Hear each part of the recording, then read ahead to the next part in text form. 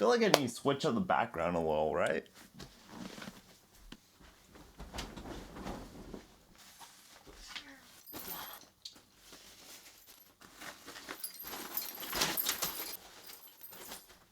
There we go. Now we can start.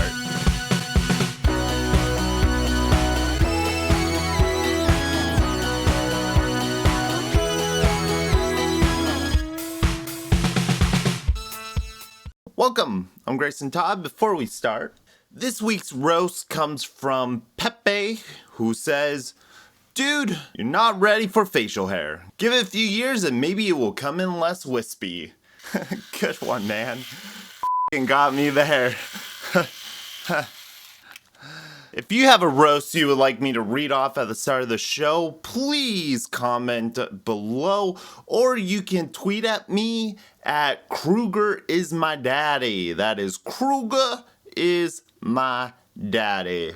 I don't follow a lot of YouTube drama. I'm trying to get better, trying to knowledge myself about the platform, but I don't follow a lot. The one piece that did directly touch me was the fallout of Andy Signore and Screen Junkies. This happened 2 years ago or so.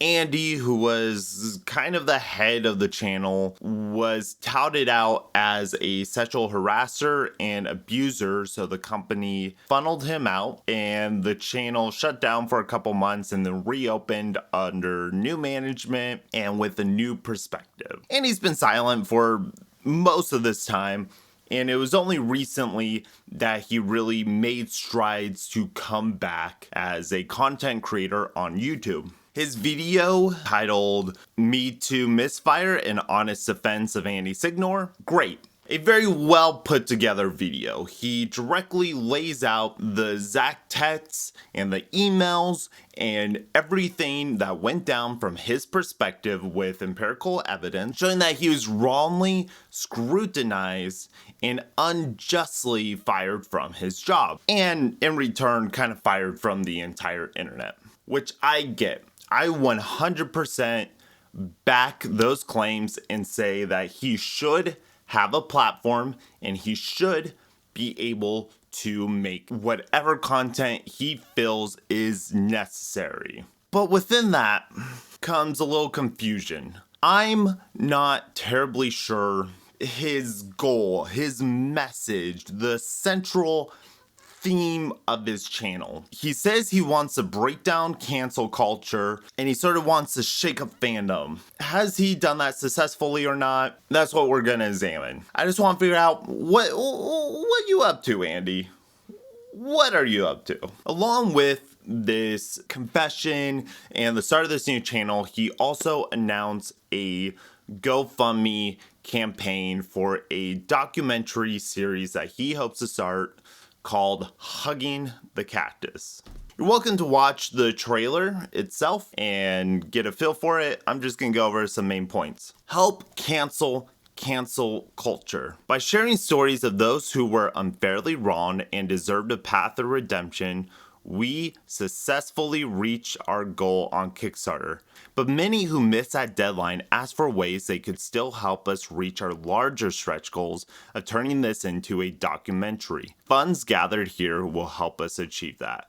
Fair enough, a documentary. He wants to make a documentary about people who were unfairly wronged. Then he goes into his past. My story this week went viral. My genuine change of character was noticed, and it prompted positive support from fans new and old. In a remarkable turn beyond my wildest dreams, it became clear that many wanted to give me a second chance. As I stood in this new spotlight, I realized how grateful I was for the opportunity to rebuild. And as thousands of messages of support came in, so did messages from others who had been screwed over or falsely accused. I was inspired, so I ended up speaking to some of these people directly on the phone. Some of the stories were heartbreaking, people living with the shame of mistakes they had made and were often blown out of proportion, never being able to share their side of the story to have the possibility of forgiveness. Really gave me pause and a giant burst of creative inspiration.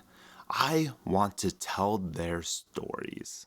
He wants to be this crusader for those those people who f***ed up, but didn't f up on a level that he feels deserves the scrutiny that they have received. So I guess there's like tiers, like minor offenses. He wants to help people overcome minor offenses and rebuild themselves. Everyone deserves a second chance. Everyone deserves a platform. What am I saying? Keep reading. Mr. Robert Downey Jr. said, "If I accepted responsibility of my wrongdoings and if I embrace a part of my soul that was ugly, hugging the cactus, he calls it, I become a man of some humility, and that my life would take on a new meaning. And I did, and it worked.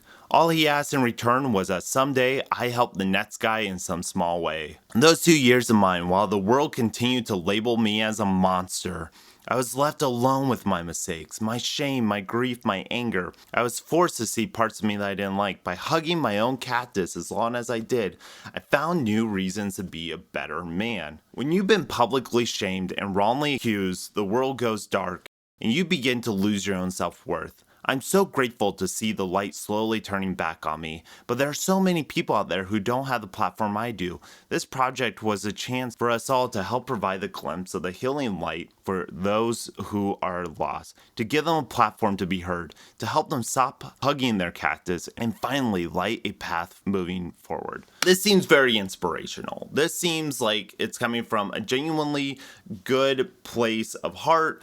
People were wrong. People are living with anger and hate for themselves, and he just wants to therapeutically get it out. I have some questions, but there are so many people who don't have the platform that I do, even though a little further up. While years ago, I made content that reached millions, now I'm only reaching hundreds. So I guess there's not really a platform there. Either you're this fallen titan climbing his way back up, or you have this huge, beautiful platform that you're trying to share with the world and you're trying to give back. Help them stop hugging their cactus and finally light a path to move forward. I'm confused about hugging the cactus. So hugging the cactus is a painful thing. So you're looking at the dark, painful part of your soul in order to learn from it and become better. And he's saying he wants people to stop doing that. Or he's saying like people are doing that, but now it's time to not do that. But it's called hugging the cactus. So it would suggest that he wants people to hug it. I'm just trying to put it together because it's a strange phrase, and I'm sure it meant a lot to Mr. Robert Downey Jr., but I don't understand how it's being depicted here. What are we literally doing? This is all, I don't want to say imaginary, that's condescending. It's figurative. My first goal was to crowdfund $10,000, and it was met via Kickstarter. Great, good job. I'll be building season 1 of a new podcast brand. A new podcast. He's going to do new podcasts that will allow me to have reoccurring long-form conversations with folks who deserve second chances and have their personal stories be heard. I also want people to share their own honest failures, if you will. If there's one thing Andy can do, it's brand. Honest Trailer is a world-renowned, respected institution. They get invited to the Emmys, and Andy, well, he doesn't want you to forget he can create Emmy quality content. These stories will be inspirational, emotional, and funny. Maybe they will, maybe they won't. I don't know. My next goal is $30,000 to find a worthy story and build a video pilot for a new docu-series version of the show. Hundreds have reached out to me with their stories, and I'll take the time to find the right people, fly out to them, and build mini documentaries to tell and share their stories. So you're asking for $30,000 on the good faith of the people who have stuck with you. You're asking them to entrust you with $30,000 in hopes that you will search the globe and find a story that's good enough for a pilot of a new docu-series. It doesn't say the format, what you're going to be focusing on. It's just people who've been wronged. Is this going to look at the justice system? Is this going to look at our culture in some way and give us perspective? No idea. Someone somewhere with a story that needs to be told, and I'm the man to tell it because I've done documentaries before. From what I can find, he has yet to do any sort of documentary style filmmaking. I feel like this has the potential to do good, and if it's giving people a chance to get their shit out, then that is great. This is kind of like in the think stage. He's not even in pre-production. You may be asking, well, if that's what he wants to do, if that's his goal, what is the state of his YouTube channel? Is it promoting this healing, this growth message? Let's take a look. So right out the top, pop culture reactions, reviews, and debates. Popcorned. Is it popcorned or popcorn? You know what I think he did? He labeled it popcorned so it would come up in searches. Because as soon as you put the ED on it, now Popcorn Planet comes up. Scream Junkies was probably the better name. He made a video on famed content creator PewDiePie, a non-problematic creator in any way, I don't think. Hello everybody, welcome to Popcorn Planet. I am Andy Signore. Today I want to share a story about PewDiePie. A few observations before we go into the video. Creator of YouTube.com/Popcorn Planet and Screen Junkies. Brand integration. The way he speaks is very careful and calculated, and it's on message. But you can see in the ancillary that he's like playing the YouTube algorithm game. In my opinion, he's always had this very he tries to get emotional response out of people, rile people up, and then when they do get mad at him, he goes, hey, guys, we're just having fun here. Guys, this is just movies. Movies are supposed to be fun. What are you talking about?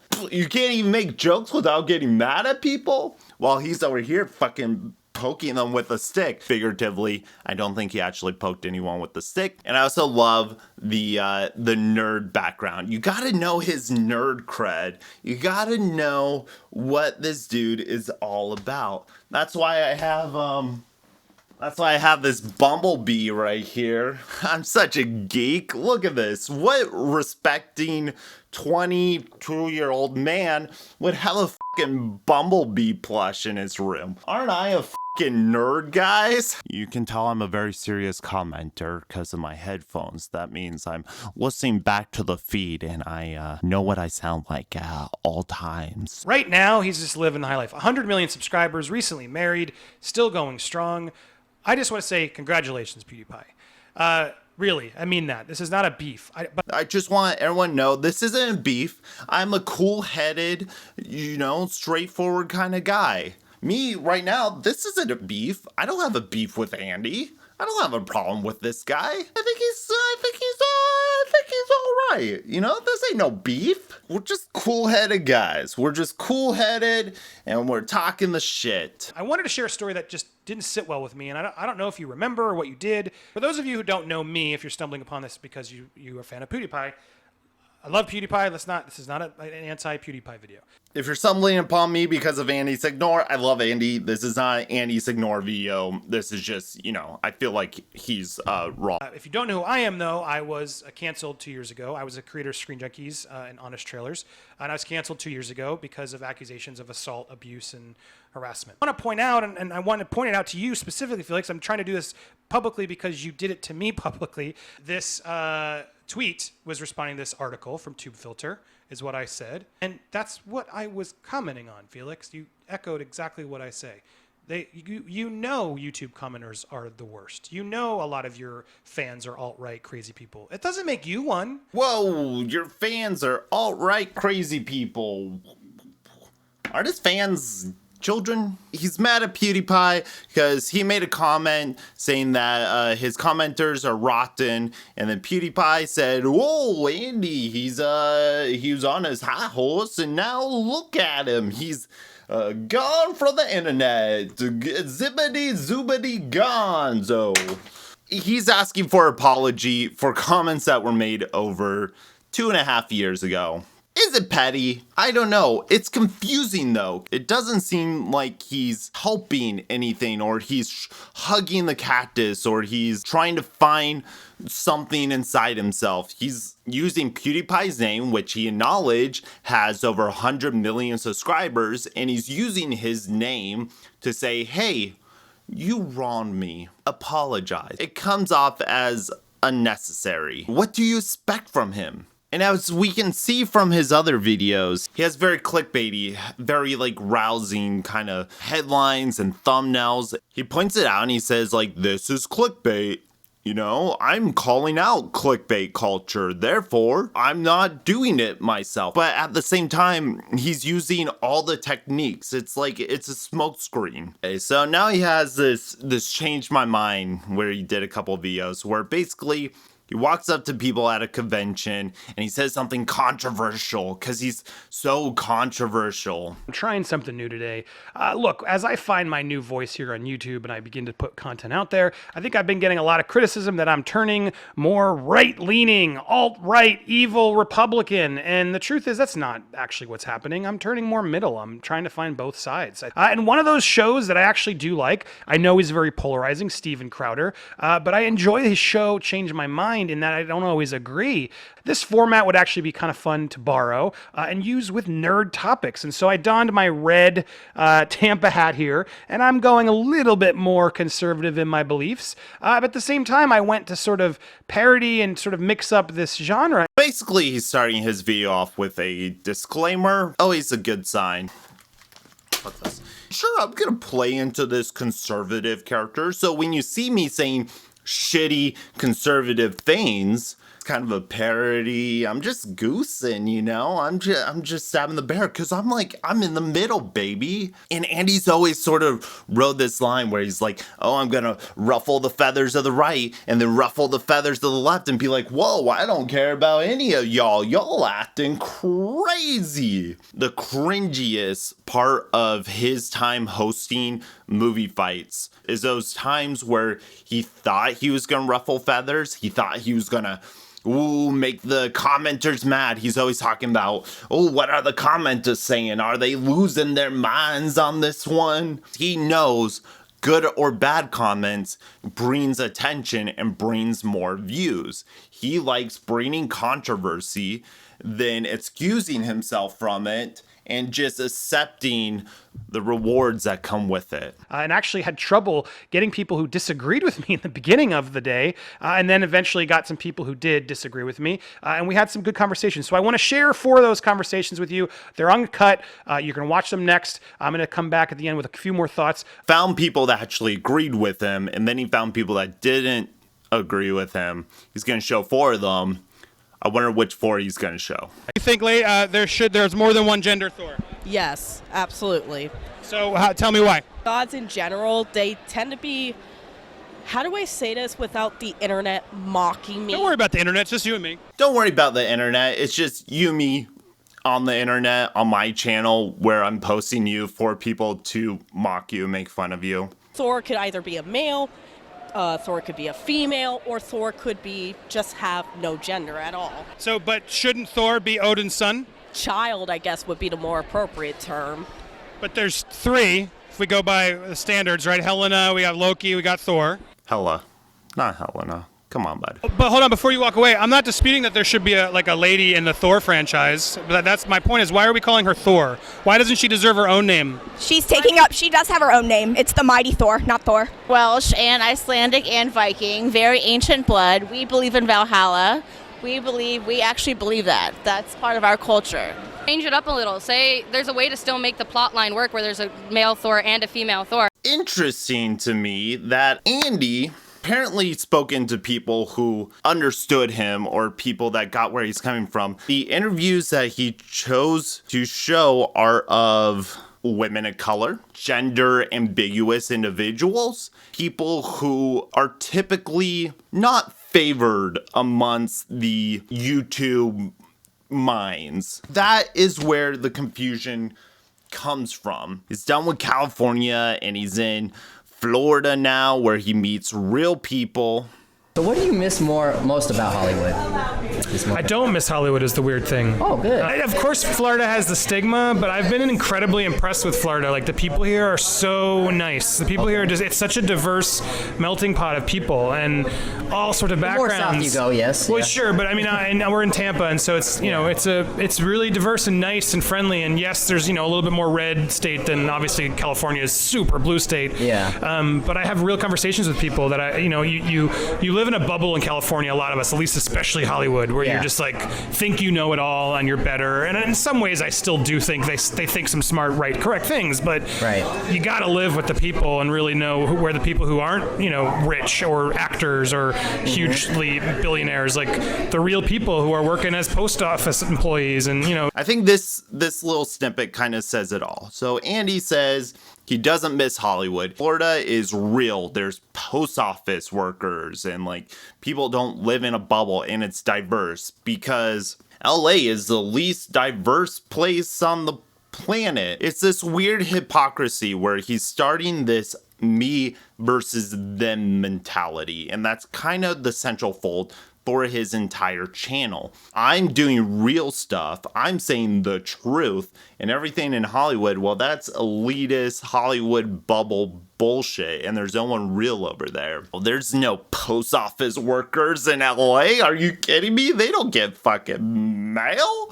There's no garbage men or store employees. There's no Walmarts in California. Are you kidding me? They all shop at Gucci and drive Bentleys, and they got the Teslas. Andy may have been in that bubble, but I don't think that bubble is necessarily representative of the county as a whole. I think it's perfectly okay to be on the outside of all that shit and still be in the industry. That's a personal choice. Fuck, California isn't even that blue of a state. LA County is blue, but you go north or south and it becomes very red very quickly. And as I conclude, I think that's the part I'm mostly confused on. So if Andy, you want to have an open conversation and you want to talk, I'm always happy to take your call. You and Derek Savage, you're always welcome to call me. I just want to know your intentions. I don't know what you're trying to do with this new channel. You did have this platform that you love so much. You're using every trick you can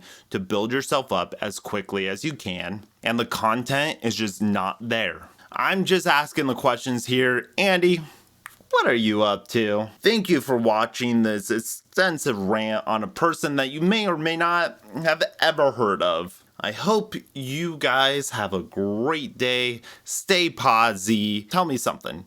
Remember to roast me. Speaking of roasting, fuck. Toodles.